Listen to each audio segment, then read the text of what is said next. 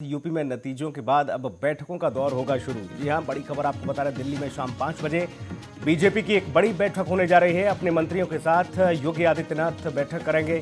साथ ही आपको बता दें कि बीजेपी गठबंधन के कई चेहरे मंत्री बनने की रेस में है। मुख्यमंत्री के शपथ ग्रहण के साथ ही ये कई मंत्री शपथ भी ले सकते हैं। तो ये बड़ी खबर आपको बता रहे हैं। यूपी में नतीजों के बाद अब भारतीय जनता पार्टी में बैठकों का दौर शुरू होगा। दिल्ली में शाम 5 बजे एक बड़ी बैठक रखी गई है। अपने मंत्रियों के साथ बैठक करेंगे योगी आदित्यनाथ और बीजेपी गठबंधन के कई चेहरे ऐसे हैं जो इस बार उभर कर आए हैं, जिनको मंत्री बनना है। मुख्यमंत्री के शपथ ग्रहण के साथ ही कई मंत्री शपथ लेंगे। बीजेपी सरकार में वर्तमान ज्यादातर मंत्री मंडल में जो हैं वो शामिल होंगे और इसके साथ ही निषाद पार्टी के अध्यक्ष डॉक्टर संजय निषाद भी, उन्हें एक बड़ी जिम्मेदारी सौंपी जा सकती है, वो भी मंत्री बन सकते हैं, वो भी लाइन में है। निषाद पार्टी के कोटे से 2 मंत्री बनने के आसार नजर आ रहे हैं। अपना दल के कोटे से भी 3 मंत्री बनने के कम से कम ये आसार नजर आ रहे हैं और इलाहाबाद पश्चिम से विधायक सिद्धार्थ नाथ सिंह बनेंगे दोबारा मंत्री। तो ये कयास लगाए जा रहे हैं कि लगभग इन लोगों के नाम फाइनल होंगे और इलाहाबाद दक्षिण से विधायक नंद गोपाल गुप्ता भी दोबारा मंत्री बन सकते हैं। लखनऊ के सरोजनी नगर से विधायक राजेश्वर सिंह भी बन सकते हैं मंत्री। देवरिया सदर से विधायक शलम मणि त्रिपाठी को भी मंत्री बनाया जा सकता है। कन्नौज से विधायक असीम अरुण भी बन सकते हैं मंत्री। ये एक बड़ी खबर है क्योंकि असीम अरुण एकाएक भारतीय जनता पार्टी में शामिल हुए और उन्होंने एक बड़ी जीत दर्ज की है कन्नौज से। ये माना जा रहा है कि उनको मंत्री मंडल में जगह मिल सकती है, उन्हें मंत्री बनाया जा सकता है। और नोएडा से विधायक पंकज सिंह भी रेस में शामिल हैं इस बार। नोएडा से विधायक हैं पंकज सिंह, राजनाथ सिंह के बेटे हैं। रक्षा मंत्री राजनाथ सिंह के बेटे पंकज सिंह, इस बार उनको मंत्रिमंडल में जगह मिल सकती है। आगरा ग्रामीण से विधायक बेबी रानी मौर्य भी मंत्री बन सकती हैं। अनुमान ये लगाया जा रहा है कि बेबी रानी मौर्य मंत्री बन सकती हैं, क्योंकि आपको बता दें कि बेबी रानी मौर्य उत्तराखंड की राज्यपाल भी रही हैं और आगरा ग्रामीण से उन्होंने ऐतिहासिक जीत दर्ज की है। चिल्लू पर विधायक राजेश त्रिपाठी के भी मंत्री बनने के कयास लगाए जा रहे हैं और मथुरा से विधायक श्रीकांत शर्मा भी दोबारा मंत्री बन सकते हैं। लखनऊ कैंट से विधायक ब्रजेश पाठक बनेंगे दोबारा मंत्री, ये लगभग तय माना जा रहा है। लखनऊ पूर्व से विधायक आशुतोष टंडन भी दोबारा मंत्री बनेंगे और कानपुर के महाराजपुर से विधायक सतीश महाना भी दोबारा मंत्री बनेंगे। इस तरह की खबर है और इसको लेकर बैठकों का दौर शुरू होगा भारतीय जनता पार्टी में। अंकित हमारे सहयोगी न्यूज रूम से ज़्यादा जानकारी के साथ जुड़ चुके हैं। अंकित, भारतीय जनता पार्टी अब जीत के बाद बैठकों का दौर शुरू करने जा रही है। ये जो चेहरे हमने गिनाए जो मंत्रिमंडल में भारतीय जनता पार्टी यानी योगी सरकार के जो मंत्रिमंडल में शामिल थे, वो तो ज़्यादातर रिपीट होंगे ही और कुछ नए चेहरों को जगह मिलेगी। अपना दल है, निषाद पार्टी है।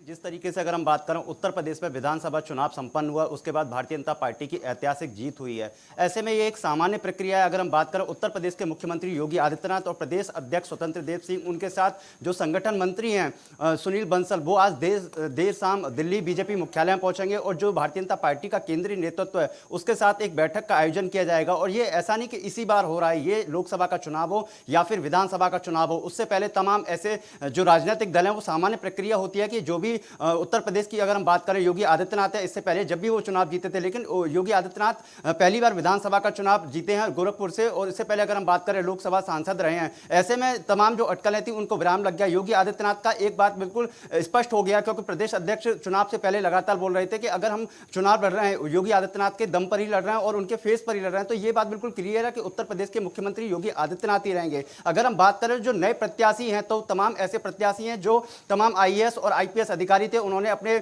जो पद पर तैनात थे उसके बाद वो पद त्याग दिया और उसके बाद भारतीय जनता पार्टी की सदस्यता ली। तो ऐसे में राजेश्वर सिंह हो या फिर असीम अरुण हो या फिर तमाम ऐसे जो भारतीय जनता पार्टी के जो मीडिया सलाहकार रहे योगी आदित्यनाथ के शलम मणि त्रिपाठी देवरिया से चुनाव जीते, उनको भी योगी कैबिनेट में विस्तार दिया जा सकता है। अगर हम बात करें तो जो प्रयागराज से नंदी हैं, गोपाल गुप्ता नंदी, उनको भी इसमें स्थान दिया जा सकता है। तो बेबी रानी मौर्य जो भारतीय जनता पार्टी की राष्ट्र उपाध्यक्ष हैं, उनको भी आगरा से मोदी योगी कैबिनेट में स्थान दिया जा सकता है। ये कुछ चेहरे हैं बीजेपी में जो नए उभर कर सामने आए हैं और ये माना जा रहा है कि इनको भी रेस में शामिल किया जा सकता है। शलम मणि त्रिपाठी हैं जो भारतीय जनता पार्टी के प्रवक्ता हैं उत्तर प्रदेश में सरकार के, और इसके साथ ही असीम अरुण, एक बड़ा चेहरा असीम अरुण जो कि पुलिस महकमे को छोड़कर बीजेपी में वो गए और जीत दर्ज की है कन्नौज से। पंकज सिंह की भी ये बारी लगाई जा रही है कि इस बार तो कम से कम उन्हें मंत्रिमंडल में जगह मिल सकती है, क्योंकि पिछली बार उन्हें मंत्रिमंडल में जगह नहीं मिली थी। वो विधायक ही रहे नोएडा से, लेकिन इस बार उन्हें मंत्रिमंडल में शामिल किया जा सकता है। और भारतीय जनता पार्टी के सामने किस तरह की स्थिति है क्योंकि निषाद पार्टी के भी लोगों को मंत्री बनना है और अपना दल के लोगों को भी मंत्री बनना है।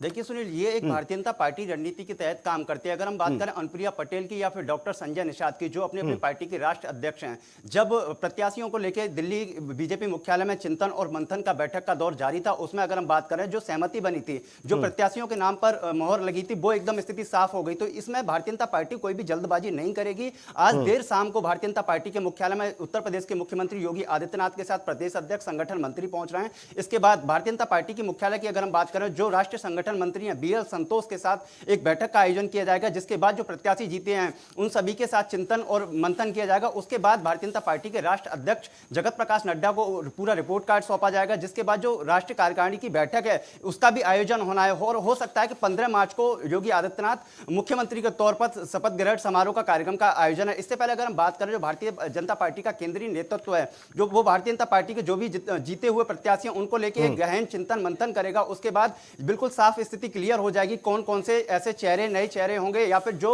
यूपी सरकार में पूर्व में कैबिनेट मंत्री रहे या स्वतंत्र प्रभार मंत्री रहे या राज्य मंत्री रहे, उनको भी इसमें कहीं ना कहीं प्राथमिकता के साथ स्थान दिया जाएगा। यानी कि दिल्ली में हलचल तेज है और ऐसे में एक बड़ी बैठक का आयोजन किया जा सकता है भारतीय जनता पार्टी की ओर से, और कई सारे समीकरण और बहुत सारी चीज़ों को देखते हुए ये मंत्रिमंडल में मंत्रियों को जगह भी मिलेगी, ये भी महत्वपूर्ण होगा। हमारे साथ अभिषेक भी हमारे सहयोगी लखनऊ से जुड़ चुके हैं। अभिषेक, पहले तो ये कि जो लोग दंभ भर रहे थे, दावा कर रहे थे कि भारतीय जनता पार्टी ने 5 साल में सिर्फ बेड़ा गर्क कर दिया, नाश कर दिया, विनाश कर दिया प्रदेश का, उन लोगों को अब कहीं मुंह छिपाने की जगह मिल रही है या नहीं? क्योंकि उन्हीं चेहरों को जिताया जिनको लेकर बवाल कट रहा था, और अब ये कि इस मामले पर वहाँ क्या स्थिति है, लखनऊ में किस तरह की हलचल तेज है, और कौन कौन ऐसे नए चेहरे हो सकते हैं जिनको जगह मिल सकती है? अभिषेक, देखिए, सबसे पहले आपने दम भरने की बात की तो स्वामी प्रसाद मौर्य, ओम प्रकाश राजभर, ये कुछ ऐसे चेहरे थे जो लगातार बीजेपी को हराने का दावा करते थे, लेकिन स्वामी प्रसाद मौर्य खुद ठाकिर नगर से चुनाव हार गए। ओम प्रकाश राजभर की पार्टी 18 सीटों पर चुनाव लड़ी और 3 सीटों पर ही उसे जीत मिली। तो यानी जो जातीय एक समीकरण तैयार किया गया था बीजेपी के हिंदुत्व के एजेंडे ने, उस जातीय मिथक को तोड़ते हुए या किया कि उत्तर प्रदेश में काम, कानून व्यवस्था और लाभार्थी, ये 3 ऐसे मुद्दे थे जिसके दम पर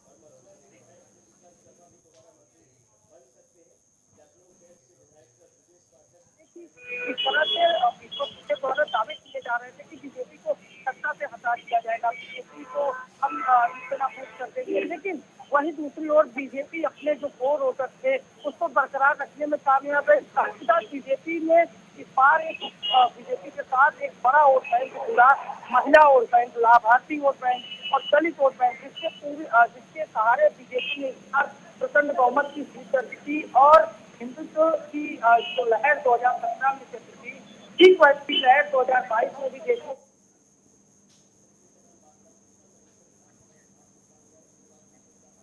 बिल्कुल अभिषेक, लौटूंगा आपके पास। तकनीकी कमी के चलते आपकी आवाज़ दर्शकों तक नहीं पहुंच पा रही। अंकित हमारे सहयोगी लगातार बने हुए हैं न्यूज़ रूम से। अंकित, देखिए, कुछ ऐसे चेहरे जिनका जिक्र लगातार हो रहा है, अब वो कहाँ मुंह छुपाए बैठे हैं, अब सामने नहीं आ रहे। वो लगातार कह रहे थे, कोई भीख मंगवाने की बात कर रहा था, कोई कुछ कह रहा था, कोई कह रहा था सुपड़ा साफ कर देंगे, किसी ने तो कहा कि हम जहाँ चले जाते हैं वहाँ तो जीत का सिलसिला शुरू हो जाता है। खुद ही हार गए, खुद अपनी सीट नहीं बचा पाए। बिल्कुल सुनील, देखिए, ये राजनीतिक पार्टियां और जब भी लोकसभा का चुनाव या विधानसभा का चुनाव होता है तो आपस में टीका टिप्पणी होती रहती है। लेकिन इस बार विधानसभा में रोचक बात ये थी कि जो बड़े स्तर के नेता थे, जो केंद्रीय नेतृत्व था, वो भी इसमें कहीं ना कहीं बहुत प्रमुखता के साथ इन्वॉल्व हुआ और तमाम ऐसी बयानबाजी कर रहा था कि हमारी सरकार बनेगी तो हम इस तरह की युवाओं के लिए शिक्षा के माध्यम से, स्वास्थ्य के माध्यम से या फिर रोजगार के माध्यम से ऐसी ऐसी योजनाओं का लोकार्पण और शिलान्यास करेंगे जो आने वाले जो चुनाव है उसमें तमाम ऐसी ऐसी, अगर हम बात करें, मीठी मीठी लॉलीपॉप दी गई थी। लेकिन उनका बिल्कुल सुपड़ा साफ हो गया है। तमाम वादे कर रहे थे लेकिन अब वो सोशल मीडिया से और ग्राउंड जीरो तक कहीं नजर नहीं आ रहे। तमाम ऐसी बातें कर रहे थे जो अब बिल्कुल स्थिति बिल्कुल साफ हो गई। जिस तरीके से भारतीय जनता पार्टी की ऐतिहासिक जीत हुई है और तमाम ऐसे जो चेहरे थे, जो अगर हम केशव प्रसाद मौर्य की बात करें तो वो भी तमाम ऐसी बातें कर रहे थे, उनको भी भारतीय जनता पार्टी की तरफ से, या फिर अगर हम बात करें सिरातू का जो मतदाता है वो कहीं ना कहीं केशव प्रसाद मौर्य को लेकर नाराजगी उसके अंदर बनी हुई थी। वहां पर समाजवादी पार्टी की प्रत्याशी जो जो अनुप्रिया पटेल उनकी बहन है वो वहां से चुनाव जीती है। तो ऐसे में तमाम गतिविधियां थी, ईवीएम के ऊपर आरोप लगाना या फिर बैलेट पेपर को लेकर, या समाजवादी पार्टी के कार्यकर्ता तमाम उन प्रशासनिक अधिकारियों की गाड़ियों को रोक रहे थे जिनसे ईवीएम बरामद की जा रही थी। लेकिन इसमें कहीं ना कहीं चुनाव आयोग की तरफ से उसमें एक्शन लिया गया, जो भी अधिकारी संलिप्त थे उस पूरे प्रकरण में उनके खिलाफ कार्रवाई की गई। लेकिन भारतीय जनता पार्टी की ये ऐतिहासिक जीत जिस तरीके से हुई है, उसके बाद अगर हम बात करें, योगी आदित्यनाथ आज बीजेपी मुख्यालय पहुंचेंगे और चिंतन मंथन करेंगे, उसके बाद पूरी स्थिति क्लियर हो जाएगी। क्या माना जा रहा है, क्या कयास लगाए जा रहे हैं कि जो चेहरे पहले मंत्रिमंडल में शामिल थे और जिनके पास जो जो विभाग थे, जिन मंत्रियों को जो दोबारा जीत के आए हैं उनको अगर फिर से मंत्रिमंडल में शामिल किया जाता है, उनके महकमे वही रहेंगे या हेरफेर हो सकता है, बदलाव हो सकता है? किस तरह की रणनीति रहेगी? सुनील, एक स्थिति बिल्कुल साफ यहाँ पर कर दें, भारतीय जनता पार्टी का केंद्रीय नेतृत्व वो बहुत सोच समझ के और चिंतन करने, आगामी समय को देखते हुए डिसीजन लेता है, अपना निर्णय लेता है। तो उसमें अगर हम बात करें, जो तमाम ऐसे मंत्री हैं कि ब्रजेश पाठक हैं, या फिर अगर हम बात करें जो सूर्य प्रताप सिंह शाही हैं, जयप्रकाश जैकी हैं, तो तमाम ऐसे मंत्री जो योगी सरकार में रहे हैं, उनका डिपार्टमेंट चेंज होने की संभावना है। उनका जो मंत्रालय उसको भी बदलाव के साथ कर दिया जाएगा, क्योंकि जनता की नाराजगी है। लेकिन यह भी कहा जा रहा है, जो इस बार का जो चुनाव हुआ है, जो मतदाता का रुझान सामने निकल कर आ रहा है, वो पीएम मोदी के नाम पर जो वोट गया है उसको देखते हुए। लेकिन आने वाले जो लोकसभा का चुनाव है, क्योंकि देश के प्रधानमंत्री लगातार उत्तर प्रदेश का दौरा कर रहे हैं, अभी 3 दिवसीय दौरे पर खुद प्रधानमंत्री पहुंचे, तो इसमें बिल्कुल एक स्थिति साफ हो गई है कि 2024 का संकल्प। कानून की जिम्मेदारी क्या माना जाए कि असीम अरुण अगर मंत्री बनते हैं तो कानून की जिम्मेदारी उन्हें दी जा सकती है?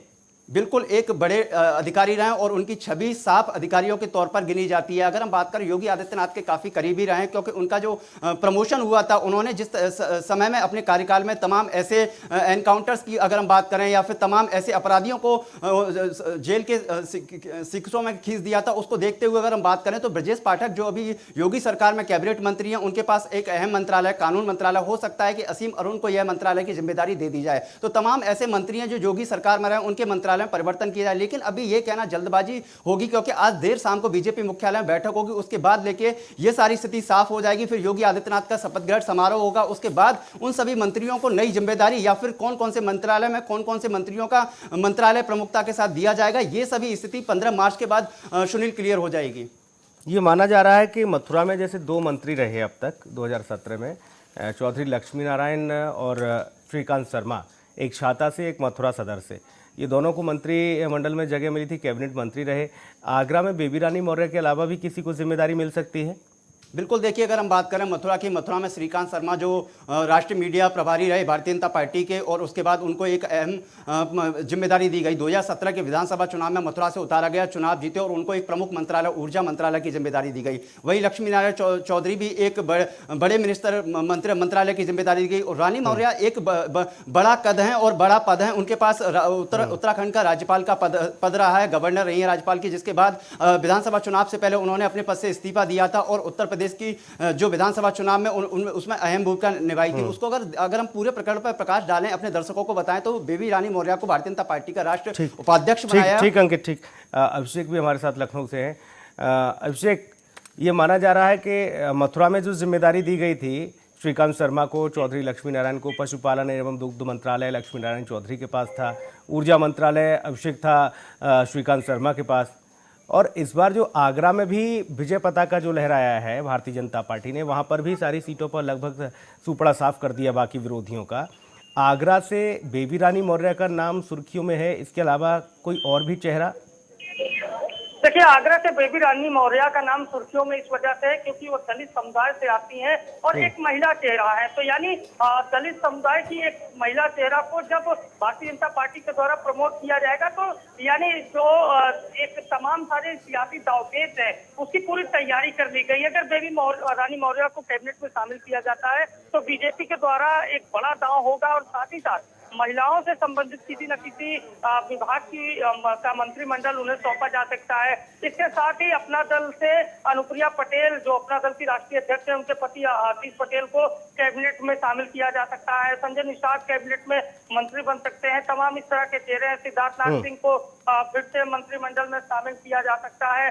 और तमाम उत्तर प्रदेश के कुछ जो बड़े चेहरे हैं, इस बार सबसे बड़ी बात ये रही है कि कुछ कैबिनेट मंत्रियों को बुरी तरीके से शिकस्त का सामना करना पड़ा था। डिप्टी सीएम चुनाव हारे हैं, ग्राम विकास मंत्री चुनाव हारे हैं, तो यानी इस बार बीजेपी जो मंत्रिमंडल है उसमें थोड़ा बहुत बदलाव भी करने वाली है, नए चेहरे को भी शामिल करने वाली है।